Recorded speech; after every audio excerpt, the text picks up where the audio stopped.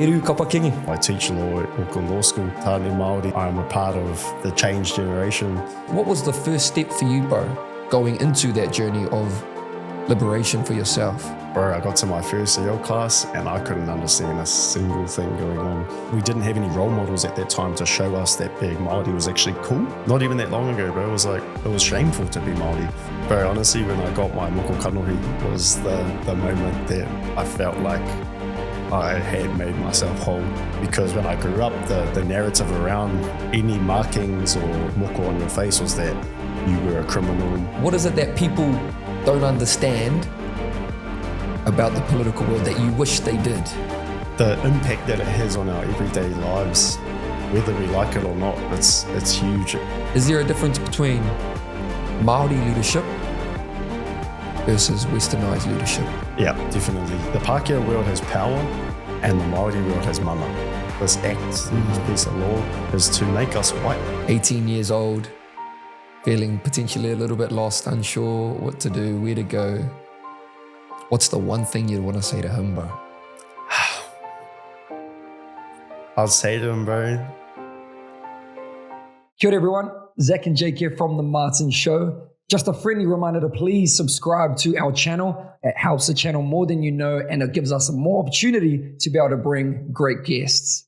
We appreciate all the love we have received in 2024. 2025 is going to be a massive year. Enjoy all the episodes coming up, whānau. Much aroha.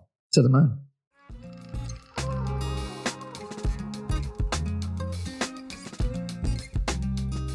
Eru Kapa-Kingi, welcome to the show, brother. Kia ora, brother. Good to be here. Nah, thank you for being here, man. I'd love to start with, if you had to describe who you are and what it is that you do, what would you say, bro? Yeah, that's a tough one, bro. And it's something that I have to think quite deeply about often. I wouldn't say I fit kind of a mold of I don't know, people might be like, I'm a lawyer or I'm an accountant. Even though I do have a law degree and I practiced as a lawyer for a few years and now I teach law at Auckland Law School, that's one part of what I do, but it doesn't really define me or who I am. So fundamentally, I'm a tāne Māori, tāne Ngāpuhi, Aōtearoa, and I'm a part of the change generation, and that's the identity that I lean into and that defines who I am. Beautiful. You, bro, it's quite interesting, because a lot of individuals do, I guess, express their identity through their occupation or whatever it is that they do, and they base their own level of status, or you know what I mean? It gives them a little bit of that. So that's so interesting that you said it in that way. And do you think that's more of like a Pakeha mindset? I do, bro. Yeah, I think that it comes from a Pakeha Western world that prioritizes economy, jobs, money, and allocates status to those things. But that's probably like how I would describe the Pakeha model of power, right? But in our world, we have mana, and our mana is not something that we get from a paycheck or from a job title, but it comes from our ancestors, our tupuna, and our waka that journeyed here from Hawaii, our maunga, our awa. So the depth of that is unmatched, really. And the cool thing about that, and this is why I reckon our tupuna are so smart, is that allocating value to those really deep things and embedding your identity into those things, nothing can take that away. Imagine if I put all of my identity and value as a human into being a lawyer, and then one day I lost my job and got booted from the bar for whatever reason, that would be quite shocking. I'll be like in an identity crisis, like, oh, what am I? Who am I? But your connections to your tupuna, to your ancestors, to your waka, your maunga, and your awa, those are forever. And even though we've been forced to forget those connections, they're still there for us to look at and to remind ourselves of. You, bro. Wow. Well, let's go back to your upbringing then. Were you surrounded by te ao Māori in your childhood and earlier years? Yeah, yes and no, bro. Like it's and a lot of people would look at me and my whānau and assume that we've just been like Hāti in te ao Māori like since birth, generationally, and that's not fully true. Even though when my brothers and I were born, because I'm a triplet and got 2 triplet brothers, and we also have a little sister. When we were born, Mum was on her own journey of relearning and reclaiming te reo, because her parents, my grandparents, they were the generation that were abused for speaking te reo, and decided that they would never speak Māori to their kids to protect them. Right? It was like to survive. My mum grew up and felt like something was missing, and so she went to university when she was hapu with us to learn te reo. When we were born, she sent us to Kohanga and then kura for a year, but things changed. We had to move, and just economically for our whānau at that time, it wasn't sustainable to be going to kura, and there weren't that many options as well when we moved north. So Mum made the decision that would go to mainstream school, and that was when we were about 7. So we spoke Māori, knew te reo Māori up until that age, but from about 7 years old to about 18, 19 years old, our whole world was Pakeha. We spoke Pakeha. We went to a Pakeha school, that whole time we were disconnected from our language. And from 18, 19 to now, about 10 years, has been a journey of clawing that all back. So that's a little bit about, I guess, my whakapapa and upbringing. Wow, yeah, because I was probably one of those individuals that had that perception that, he must have been surrounded by te ao Māori tikanga at such a young age, all throughout. How can he also feel? Because I know that you've been quite open and expressive with being, I guess, at that time, 18, 19, feeling that shame. And I couldn't quite comprehend, but here's you saying that from 8 years old all the way to, or 7 to 18, that you were in the world of te ao Pakeha. Yeah, bro. Yeah. And there are a lot of individuals that when you were 18 that have that same feeling. Yeah. That feeling of shame, of not being enough, Māori enough. And I guess my first question is, what was the first step for you, bro, from reclaiming your reo and going into that journey of liberation for yourself? Yeah, bro. To be honest, like it wasn't really that deep, and it's almost like shameful to admit it. But when we were 18, finished high school, and then my brothers and I moved to Wally to study. I was studying law. My brother Tipene was studying accounting, and Hemi was studying. My brother Hemi was studying psychology. And these are all things that we had kind of convinced ourselves, this is how we're going to succeed. I'm going to be a lawyer, Tipene's going to be an accountant, and we're on. This is the pathway to being great. And then we got to uni, and we thought, because you have to do law alongside another degree. In case you don't crack it. And I thought, and this was whakahihi, bro. I was like, I'll just do te reo because that'll be easy. I grew up speaking Māori, this will be a piece of cake. And so that was, if I'm honest with myself, the reasons why I chose that degree. And bro, I got to my first reo class and I couldn't understand a single thing going on. Wow. It was humbling. It was shocking. It was probably almost worse just having in my mind, hey, te reo Māori was my first language. This is me right here. And yeah, bro, I couldn't understand a single thing. And my brothers and I, it was a traumatic experience, bro, sitting in class and just like, it was just right in our faces, couldn't deny that we had lost our language, a language that we had at one point in our lives.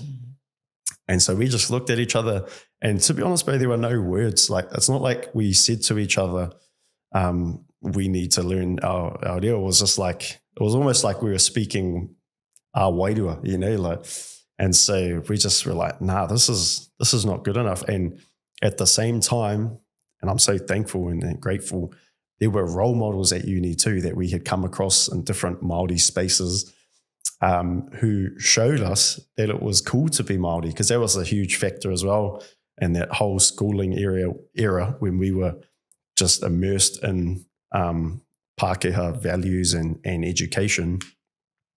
Was we didn't have any role models at that time to show us that being Māori was actually cool. So it was like, oh, well, we'll just do this Pakeha stuff because being Māori is like, it wasn't a celebrated thing. It's more celebrated now, but not even that long ago, bro. It was like, it was shameful to be Māori, especially in an area we grew up. And ironically, there's heaps of Māori in the north, but it wasn't a thing that was admired, let alone by us. So we had those role models. We had this kind of challenging moment experience. And I think a combination of those factors, just like we just locked in. We were like, nah, we're on. Like this is something that we're going to commit to. And we're lucky we had each other, because we'd go to the L class and then we'd go home and have little rules of like, we can only speak Māori between these hours. And in those hours, like, and we started, I think, between 5 p.m. and 6 p.m. Like, and we were pretty strict about it. And then that expanded. And then kind of 5 years later, eventually we were tutoring te reo. So it was like, there was some progress there. And we're all proud of it. But if I didn't have my brothers, I don't know if I could have stuck it out, because it's hard. It's so hard. But we had each other and just lucky, grateful to have had my bros. Welcome to the Martin Show First Ad Break. For anyone who is wanting to go on a new journey, learn a new skill, we have started our basic beginners boxing fundamentals course. For anyone, if it's your first time, if you're a seasoned member, this is the course for you in the boxing space or fitness space. Click the link below or go to onlineboxingtraining.com and I'll see you guys there. Let's get some mahi, eh? Yeah, bro. And do you think it's, because a lot of it is the reo, in my opinion, that makes the individual not feel enough, not knowing the language, not knowing how to speak it. There may be other areas too, but it's mainly the reo, in my opinion. Do you think that should be the first step for all those individuals that do feel that shame, that mamai, is to start there and go from there? I think it's not the only way to reconnect, but it is a significant way to do it. And it goes hand in hand with kind of everything. You know, it is foundational. And say if your thing, even say you don't want to be a reo teacher per se, but like you want to learn te reo, but say you're a boxer, you know, and then you're learning te reo, and then you've got that world there, and then you've got your boxing world, and then inevitably you're going to think about how you're going to connect those things. And I think that's the real beauty of te reo Māori, is that it can fill any space that you want it to if you let it. And that's also necessary to the survival of te reo Māori. So I think it's important, and it's everyone's at a different stage on their journey. I like to think about it how Te Manahu, Scotty Morrison, talks about it, is that for Māori learning te reo Māori, you're not learning something that's external to you, but it's inside you, you know, and it's just awakening that and believing that you have the power to do that. And everyone has those different moments where they click and make the decision. And I hope that most of us do have those moments, because it is so liberating being connected to your culture through its language. Yeah, bro. Yeah, I got 2 beautiful quotes from yourself that stuck out for me, bro. And I wonder if these will strain your memory. But I ignored the parts of me that would eventually make me whole. I ignored the parts of me that would eventually make me whole. Wow. I think that's very relatable to a lot of people, bro. And this was the main one that I wanted to go from, but I felt like I was half of my true self, missing who I was. But even during those times, I had the surreal feeling in my puku, in my stomach, of my true self, missing who I was. But even during those times, I had the surreal feeling in my puku that beyond the horizon was a complete version of myself just waiting. I have taken many steps toward him, and now I have finally met him. I see him and love him for all that he is. Bro, I want to, do you remember, when was it when you met that Tane? Bro, honestly, when I got my moko kanohi was the moment that I felt like I had made myself whole again. And that's a journey that I'm still reflecting on. And if you had asked me even like 2-3 years ago whether I'd ever get my moko kanohi, I would have said like outright no, for a lot of reasons. And yeah, but I feel like that was kind of, it's not the final part of the journey because it's a never ending journey. Absolutely. But it was a significant, momentous part of the journey for me. And since getting it, I just feel, I feel free. Wow. And that's where that kōrero really comes from, that feeling. Bro. Do you feel like you got to a certain point where you earned the right to get your mata ora? Or was it more of like that you had done all these years of actions and, you had done the mahi essentially, so you felt like you had earned it? Because I feel like for a lot of people, there's the reason why certain people may not get there, for example, like a pūhoro. Mm-hmm. It's because they're like, oh man, no, I'm not worthy enough yet. I haven't earned it yet. I haven't earned the right to get there. Yeah. It's more of a personal feeling as well. Yeah. So did you feel like it was more of like earning the right to get it done? Yeah, I think that's one way of framing it, bro, like earning. But I think like if you are earning something, that's like something that happens inside you in your own mind. Like you're earning or at least letting yourself be free enough in your mind to make the decision.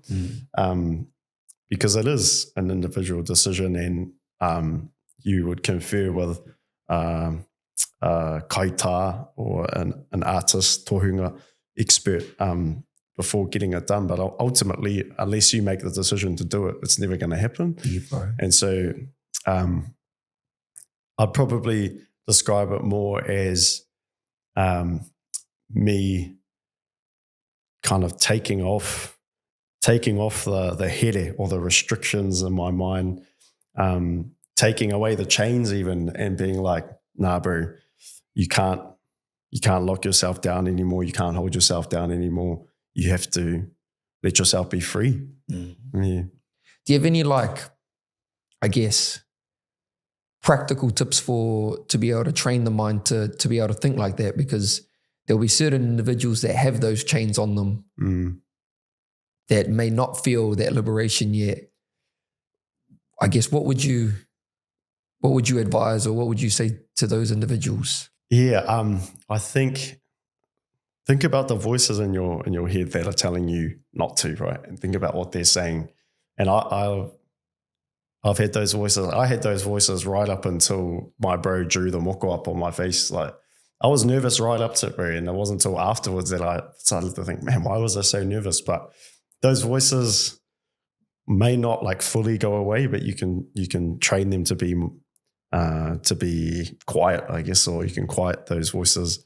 Try to, and I think, so say one of those voices in my mind for a long time was, oh no, I can't get a moko kanohi because people will look at me like in a bad light, because when I grew up, the narrative around any markings or moko on your face was that you were a criminal, you were a person with no values, you were a social misfit, all of these images and voices that I heard growing up, those made their way into my mind and lived there a long time, and they were loud, and I had to sit there and really think to myself, question, where do those come from, and are those even true? And then that's, I think, a way to quiet those voices is to turn to what I call tupuna voices or ancestor voices. And a lot of those are now stories, stories that have been hidden from us that really remind us of our beauty as a people. And that beauty is expressed in many ways through our language, through haka, waiata, and moko is another way in which we express beauty in our culture. And by amplifying those tupuna voices, I could quiet out those other kind of colonizer voices, and find the courage in myself to take the step. And so there's that internal process, and I think that also has to go hand in hand with kind of external sources of inspiration even.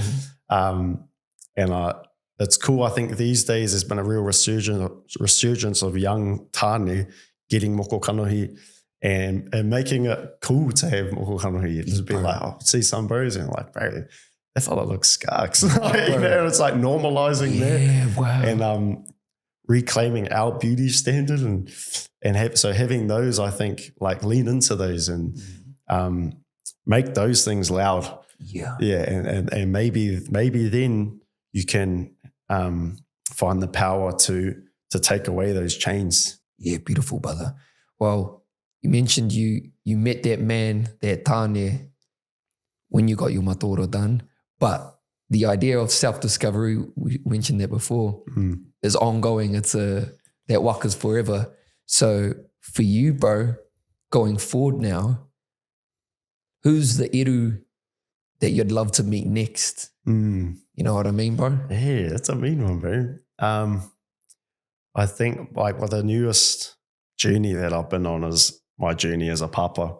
My boy turns 1 tomorrow, so that's been, and it's gone like that. And so I'm still very much early in that journey of figuring out who Eru is as a papa, what he values as a parent, kind of nourishing this new mokopuna who will eventually become a tāne Māori. And so, I suppose it's the kind of that Eru is the Eru that my son will grow up to meet one day, is thinking, oh, who will that be?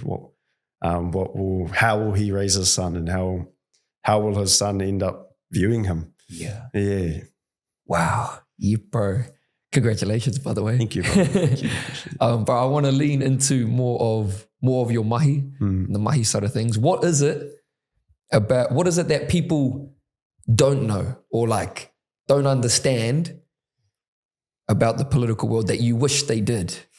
Yeah, I think the impact that it has on our everyday lives, whether we like it or not, it's huge. And I get it because it seems so far away, like literally for us in Tāmaki in the north as well, for a lot of my whānau, Wellington is physically very far away. And that's the place where this big house is that lots of people in suits sit in, and then my mum sits in, and they make decisions. And it's physically far away, but it's also like socially far away as well. Yeah.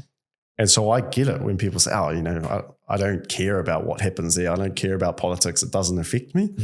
I get how you can make that decision in your mind, because the people in those political spaces clearly are out of touch, and for the most part, and don't do enough to reach our communities and our people on the ground.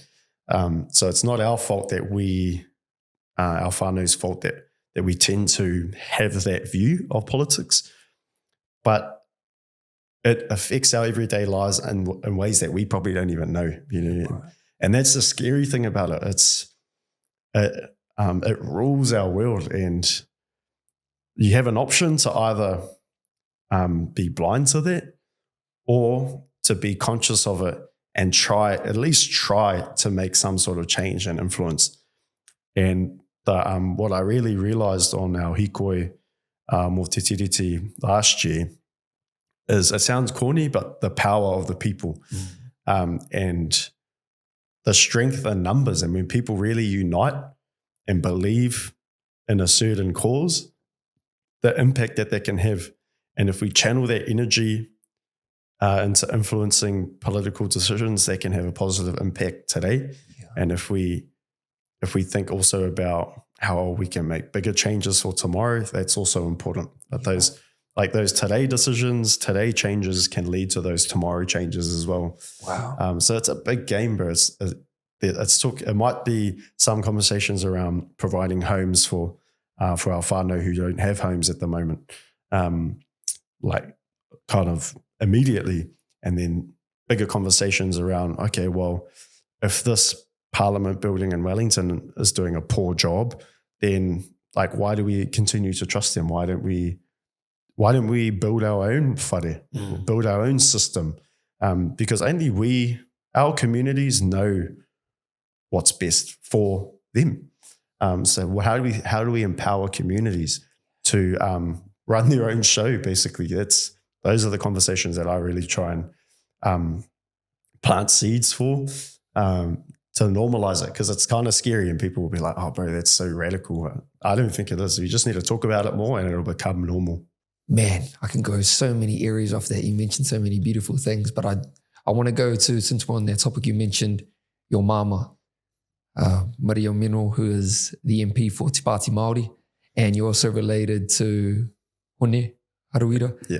And so you come from a line of activism.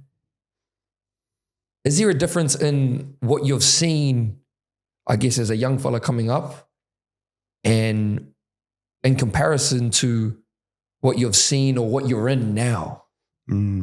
Yeah, definitely, Brian. And when I talk about kind of how there might be differences kind of between my mum's generation and this newer generation of like of Māori activators, let's say, then I don't want to come off as if I'm being disrespectful to those older generations, but there are definitely differences, and those differences are really just building off the legacy handed to us by my mum's gen and older generations as well. And some of the key differences, which are positive, I think, are one, our ability to spread the message in a way that you just can't escape it.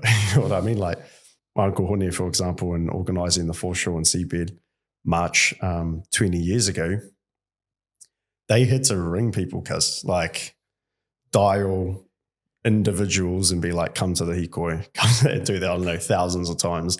That blows my mind, because today I'll just pick up my phone, and just do a post, collab a few of the cuzzies, and it takes like 5 seconds and thousands of people know. Wow. And so we really milked that technology that throughout our hikoi, and there was no way really that our continuation of the hikoi legacy couldn't have been bigger, because we have the technology. So it's like, yeah, it better be bigger, because we can tell the world now, and no one can hide from this. No one can lie about the numbers about who turned up, and if they do, then they look silly, and they did look silly. So that's a key thing. But in using those technologies, still maintaining the integrity of the cause is another thing. So that we're conscious of and embracing that difference. And then I think another difference is the newer generation's ability to see change, right? And see like fundamental change. And my mum would admit this too, is that her generation, talking about what I talked about before, like changing the whole system, building a new system. To my mum's generation, she would say that that's kind of like a scary thought, because they've lived in the current system for longer than we have. And our generation, many of us have been blessed with te reo Māori more than previous generations, as well as understandings of our tikanga, our protocols and culture. And so what might seem radical to my mum's gen, to us actually seems pretty achievable. So, and that's a building on legacy. And to me, if we're in a position where we can see the future, see that change more, then we got to use that, but all contributing to our liberation. Yeah, wow. Yeah, bro, you mentioned the hikoi, something that you were one of the leaders, one of the organizers for it as well. I guess now that was in November 10th to November 19th.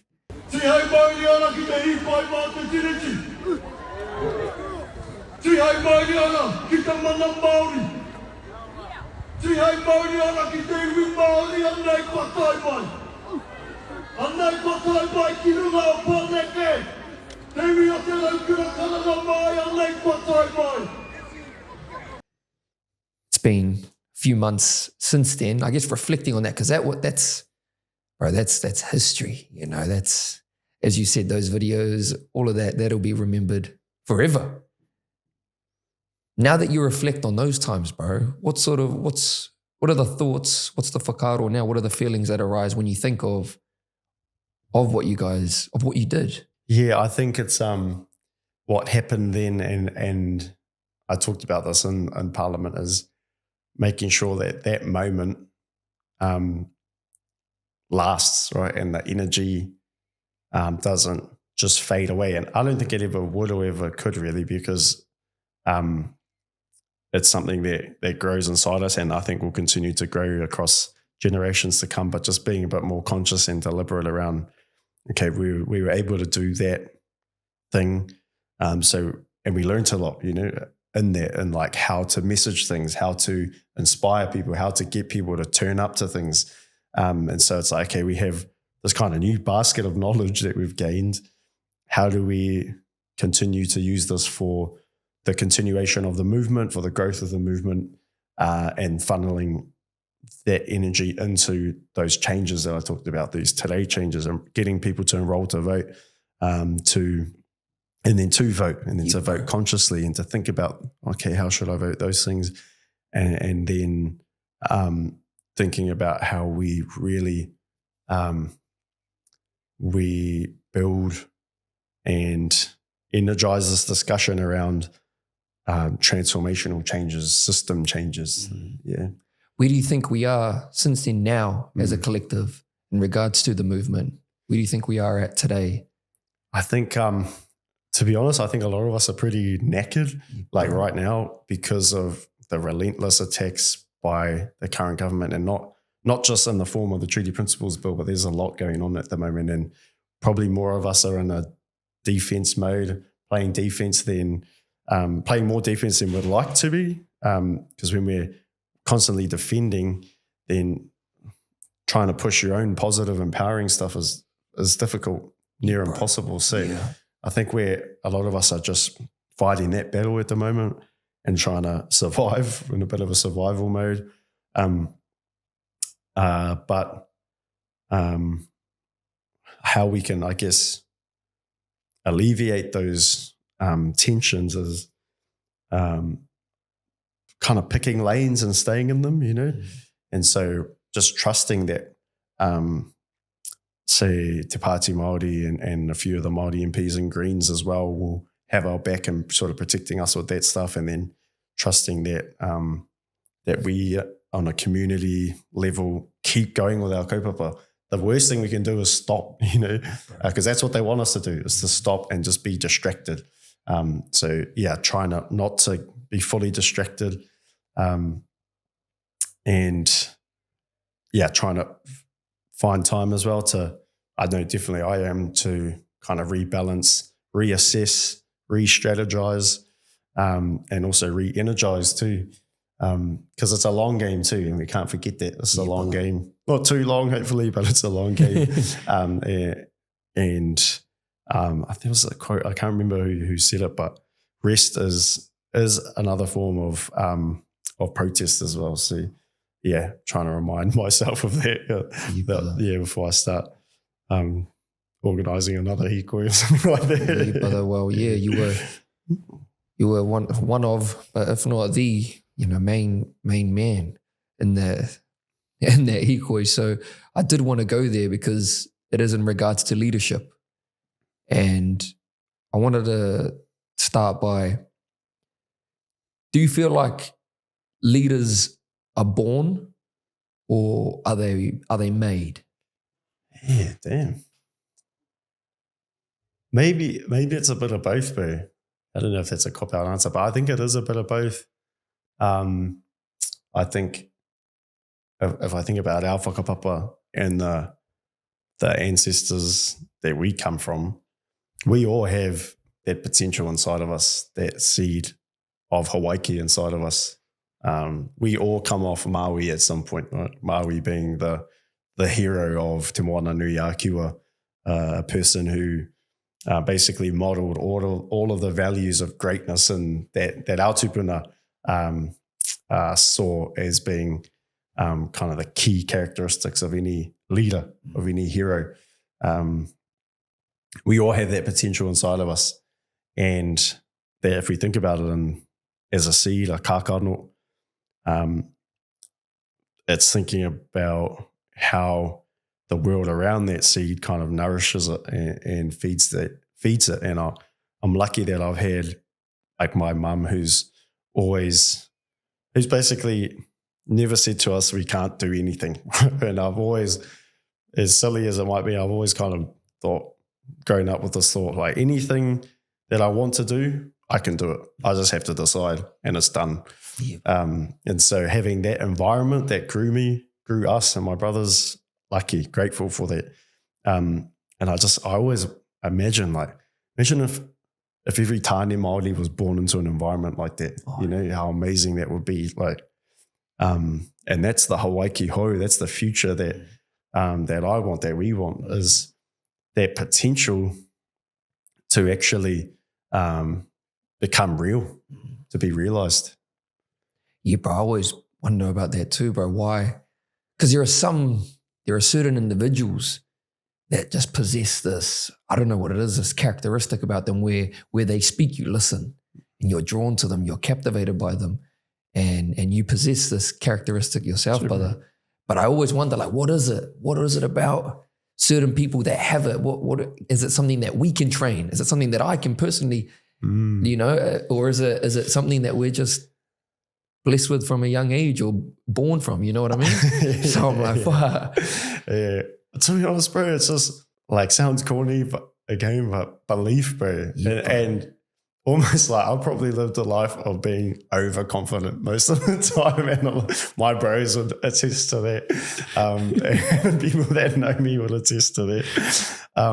But like that overconfidence is probably how I got to all the places that I've got to. Not that that's a lot, and not that I've lived a long life, or anything like that. But that kind of, and I think that's a Maui characteristic too, of being a Maui characteristic, a Kupe characteristic. Kupe being one of the first navigators to come to Aōtearoa from Hawaii. I think about it like this. He traveled across the biggest ocean in the world and was the first human to do that. And he sailed to the hardest place to find in the world, the hardest place to sail to by wind. And I think about before he left Hawaii, he would have told his people, I'm going to find the fish of my ancestor, Maui. I'm going to find what eventually was called Aōtearoa. And I reckon some of his people would have thought, bro, you're crazy. There's no way you're going to make it, but he was confident. He was brave. And even if there is kind of like a kind of touch of naivety in it, maybe, I think that's just an essential part of being Māori. Like, we're navigating people, we're adventurers, we just do stuff. We've just been forced to forget that side of ourselves, and we've become shy, And I don't believe any of our tupuna were shy people. Do you think the shyness has come from the colonizing mindset of where we don't feel like we're adequate enough or capable enough to be in those certain spaces or in those certain rooms? Do you think that's where the shyness and the head down sort of ahua comes from? Definitely, bro. Definitely. And that was the loss of the taking of our language, the taking of our land. Those are two significant parts of the colonizer regime, to remove ourselves from ourselves. And then to add to that as well is they retold to us the story of ourselves, right? And so the Hawaii story that used to be in our minds has been replaced by this colonizer story, right? Which says that if you're brown, then you're a savage, and you have no class, you have no protocols, you have no values or principles, and that's existed a long time. Even when I was at school, in that kind of period that I was talking about before, the things I was told about being Māori is that if you're Māori, you eat food off the ground, you don't wear shoes, you don't shower, and you're dumb, right? And the crazy thing about that, I wasn't told those things by Pakeha teachers or anything. I was told those things by older Māori students. And what does that tell us? Well, that colonizer story has persisted over generations. And now we're retelling the story and saying, no, we're intelligent. Our ancestors were the greatest navigators to ever live. They're the most intelligent peoples when it came to navigating, reading the stars, the wind patterns. We had our own science, legitimate science, well before any Pakeha came here. We weren't just warriors. We were loving, intimate fathers.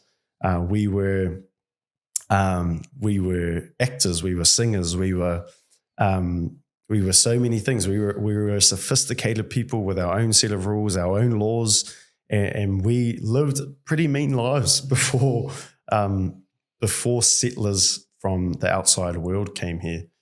So reminding ourselves of that story is important. The story of self. Yeah. That's beautiful, brother. And I guess that's similar missions of trying to get other people to realize that. Yeah. You know what I mean? Exactly, bro. To feel that. Yeah. And you're very big on this idea of rangatiratanga. And one of the other quotes you've got here is, I want everyone to get it, to know we are rangatiratanga. What does that mean to you, bro? Yeah, it's kind of in my own journey of explaining things to myself, questioning things. I've come to a point where I can kind of draw the dots together and see, oh yeah, no, we are rangatira people. You know, we are people of, we are people with mana, with and that mana is thousands and thousands of years old, and that mana was protected by two documents, He Hakaputanga, our Declaration of Sovereignty in 1835, and then 5 years later in Te Tiriti o Waitangi. Those documents didn't give us that mana. We've always had it, but they are two stakes in the ground, two po in the ground that protect that mana from a changing world. That's what those documents did. And there was no part in Te Tiriti o Waitangi that agreed to what we're living now, which is a Pakeha government controlling Māori lives. There was meant to be a Pakeha government controlling Pakeha living here, but we were meant to continue our rangatira lives, right? Where we were the captains of our own waka, right? The makers of our own destiny. And the whole history around Te Tiriti o Waitangi has been overcomplicated, because who does that serve? Well, the colonizer, right? So completely overcomplicated. And then lots of information around Te Tiriti o Waitangi. You have to go to a law school and pay thousands of dollars to learn, and it's half pai. So as I was going through uni, I just questioned so much of that. And I was like, even the whole quarter around being a tiriti expert, people say, oh, that guy's an expert. People have referred to me as an expert in tiriti. I think to myself, bro, it's not much to be expert on. It's pretty straightforward. Right. And that's the problem. It's like, it's been lifted up to this place that's just like unreachable for a lot of our whānau. And I'm trying to close that gap, bro. So then a lot of, and I reckon I could explain it to someone in like, actually a few weeks ago, I explained it to a group of Indigenous Taiwan students through a translator, and they got it in like 15 minutes. And so it's clearly not that difficult. But the problem is it's not part of mainstream education. It's not accessible. So I'm trying to close that gap so then everyone can understand, yeah, we are rangatira. And this is why. Yeah, brother. I guess on a more practical level, following up from that, how can we live out rangatiratanga In our whare, in our homes, with our whānau, with our families, friends, at mahi, at work maybe. Yeah. What would you say to those individuals? How can they, if they're at the start of their journey, they might be halfway through their journey. Yeah. What would you say to them? Yeah, that's the question, That's the big question. And how I see it, there are layers of rangatiratanga. And the one layer is, actually I would say this is the most important layer, is the rangatiratanga within the four walls of your whare. So how do you govern that rangatira space and the relationship that you have with your whānau? And this is something I'm still figuring out as a papa, but what's rangatiratanga to me as a papa and to my son? And one of those decisions is that I will only speak Māori to my boy, and that language relationship will never change, right? So that's one rangatira decision that I've made. And my wahine, she's studying te reo. So then we can be a whānau, fully immersed reo Māori whānau. So those are some things that we can that we can kind of strive towards sooner rather than later. Other things as well as being politically active, maybe having meetings with your whānau, aunties, uncles, and talking about asking who's enrolled to vote, who are we voting for, what are some kind of political wānanga that you can have amongst your whānau.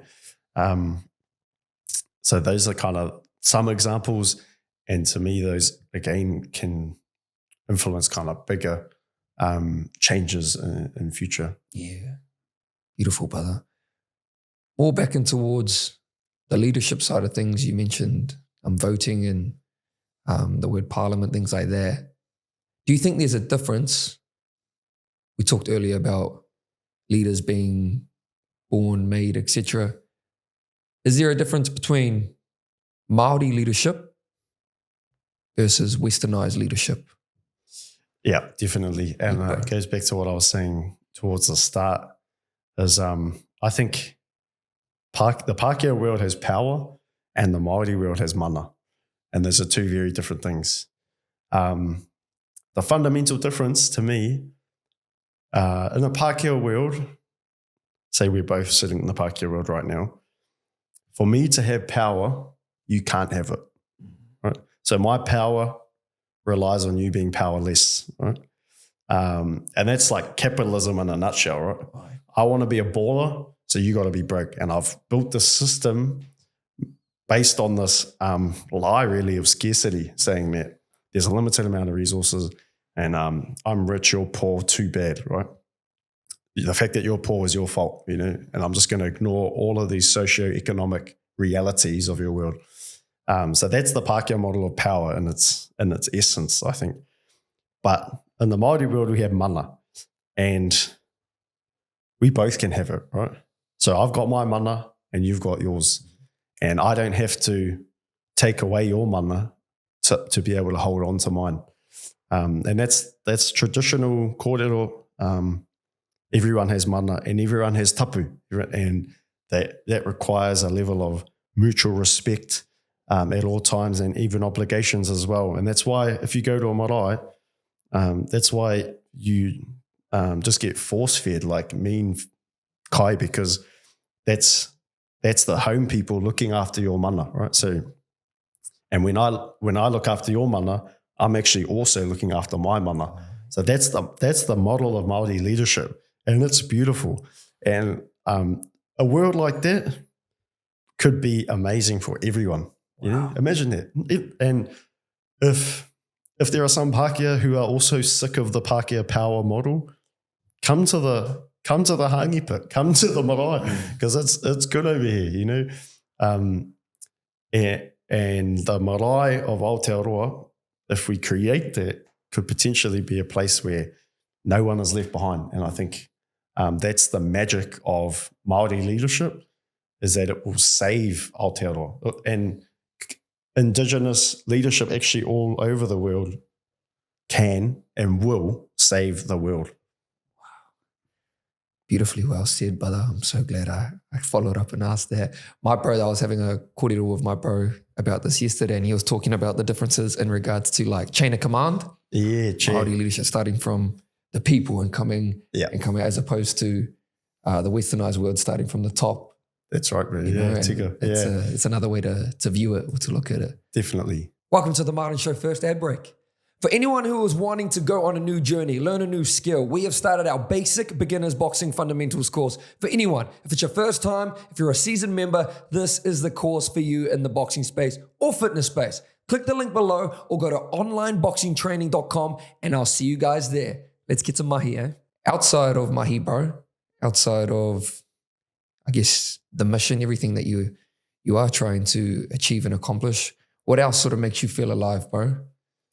Yeah, I love and have grown to love more like reconnecting with home, like the physical places of home, reconnecting with my marae in the far north, with my awa, moana, maunga. That's probably the stage of my journey where I'm at is kind of being in those spaces and starting to feel it and letting the feelings kind of take over me. And it's a growing journey. I still live in Tāmaki and I love it here. Mahi's here and there's some great opportunities, but there's definitely on the cards as well as eventually migrating back home.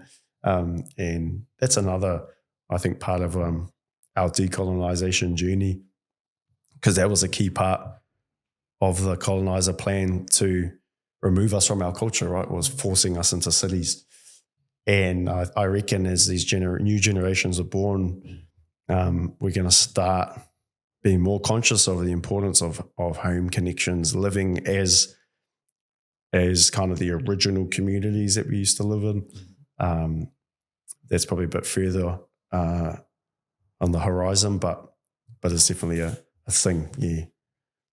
Bro, how important, I want to follow up with that. How important is that, bro? How important is knowing where you're from, is knowing where your whenua is, touching it, how important is that in regards to what we talked about earlier, in regards to self-discovery and knowing who you are? Yeah, it's so important, bro. Māori Marsden, who was probably the last of his era in terms of being a tohunga Māori, like an expert in Māori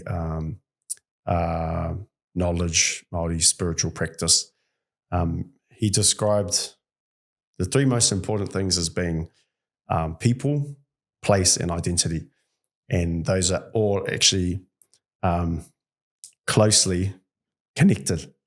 So the people is the relationships that we have with our whānau, with our ancestors as well, our wider whānau, whoever that might be.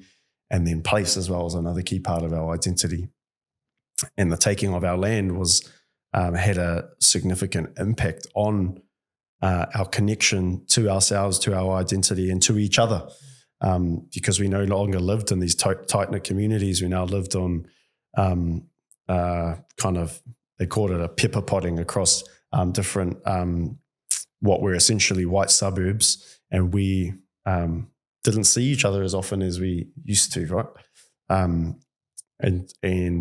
place, home, and place from a Māori perspective is broad. It's land, sea, sky, all of those places there, and there are spiritual places that are important to us too. Hawaii being one of them. It's a spiritual place. It's also a place that represents our wildest dreams, you know. So, those are core to our identity. Yeah, bro. Yeah, we were even having a kōrero around the Tohunga Suppression Act. Even last night. Yeah. You just mentioned the Tohunga. Yeah, bro. That's right. You're probably a lot more educated and familiar with that than I am. Yeah. Well, it's not much to say. They're just trying to wipe out the Tohunga through this act, through this piece of law, wipe out all practices that had to do with, wipe out all Tohunga practices. And it was the same goal of removing our language, is to make us white, really. Where does your fuel come from, bro? we mentioned the leadership sort of side of things, and there are certain individuals again that have something about them, and then they actually action and they do it, whatever that is. Where does your fuel source come from, bro? Yeah, so I've always had this like puku feeling, bro, of like, if I see something that's not right, I like see it straight away, and I feel it. You know, I've always had this sense for injustice, and then from that, and I don't even know if motivation is the right word, but yeah, sort of energy to do something about it. I don't know where that comes from, but I remember, like, even my brothers and I went to a hood school growing up, primary, intermediate, in Whangarei, and we were kind of like the kids doing okay in the hood, right? Like we had a mum and dad, we had kai, you know, we were all good. We weren't like balling, but we were sweet. Especially compared to kids we went to school with, like, because man, I think back on it now, I'm just like, but even at that age, like I would go to school and I kind of think, man, okay, I've got this lunch, but they don't have lunch. And I'm like, I'll be thinking, why is that? And I'm like a kid, bro, like thinking, why is that? That to me feels wrong. And then like kids would come to school and they'd be covered in bruises, and I think, bro, like, how is that kid covered in bruises? I just started to question things very like hard out from a young age. And I think as I've grown older and started to understand things more, that hunger has just grown. And yeah, I just feel like, and maybe it's because we're just so connected as a people, I just feel like I owe it, you know, to show up. And yeah, that's where my drive comes from. Just a drive for making things right. What do you think you struggle with now? Balancing there, I think, balancing all that with being a papa as well, and being present as a papa to my boy. I don't want to miss out on him, and I don't want him to miss out on me either. So that's an ongoing journey between my whānau of being present when it counts the most, and not feeling like all of it is on me, because it clearly ain't. Like this is a team thing. This is a tātou thing. All of us have to get involved, and so not letting the pressure get to me in that way. Like, and I used to be real bad about it, but I've matured to a point where I can be okay with certain things and be like, oh yeah, okay. I can't make it to that thing. It's okay. There'll be people there, and it will happen. In any case, so yeah, just managing all of that, bro. We mentioned you meeting their Eru, future Eru, future self. What would he want the Eru today to do? Yeah, that's me, bro. What the future Eru would say to me now is what how he would talk to me is how I talk to my son now, and will continue to talk to him. And he's been another kind of fire in my belly too. It's crazy. Like when he was born, the kind of energy that gives you it's not like I was lazy before that, but it just, it makes things a lot more real when you've got this life in front of you that's taken kind of my energy to another level. And it's also forced me to think about like growing him and raising a boy as a tāne as well. It forces you to reflect on how you've talked to yourself in previous years. Like, and I used to be bad, like my self-talk was terrible. Like I used to I was like my own worst enemy in my head for a while, and I would always beat myself up about the littlest things.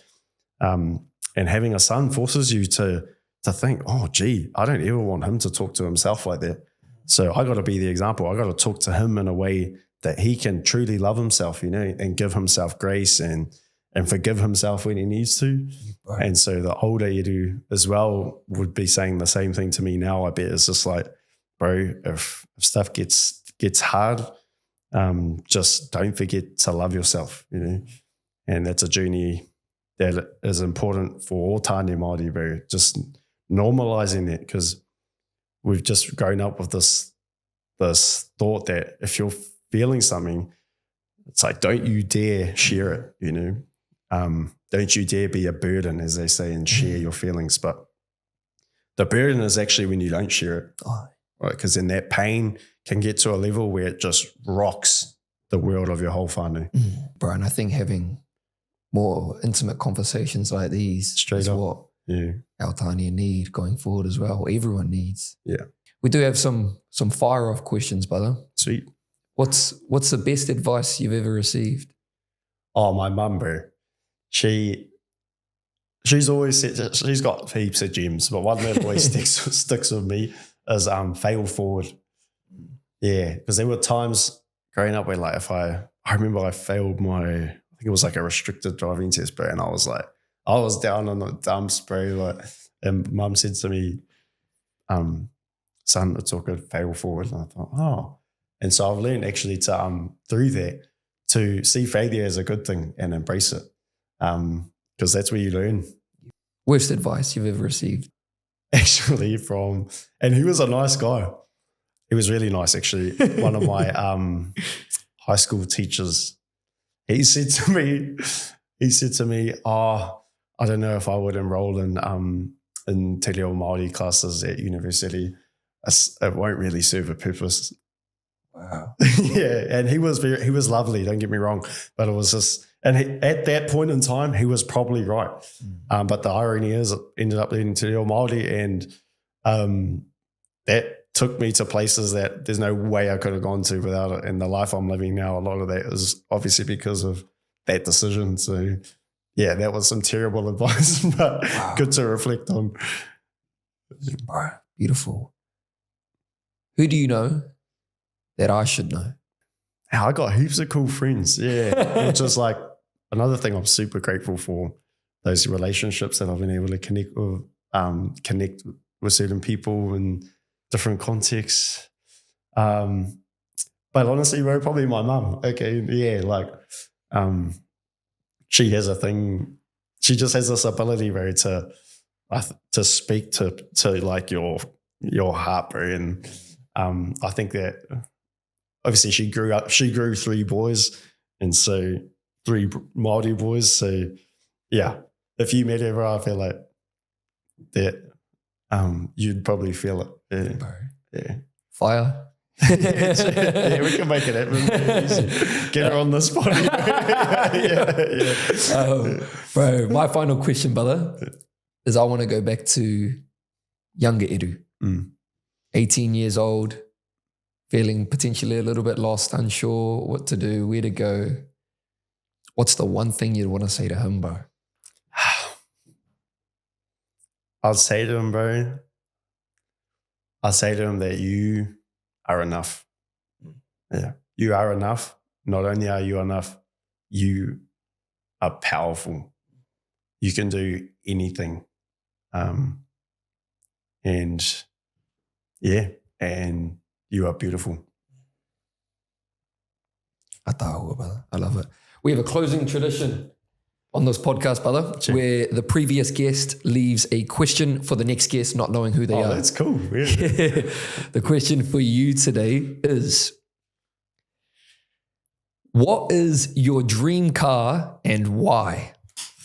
Hey, Buzzy, I reckon I wouldn't say I'm like hard out a car guy.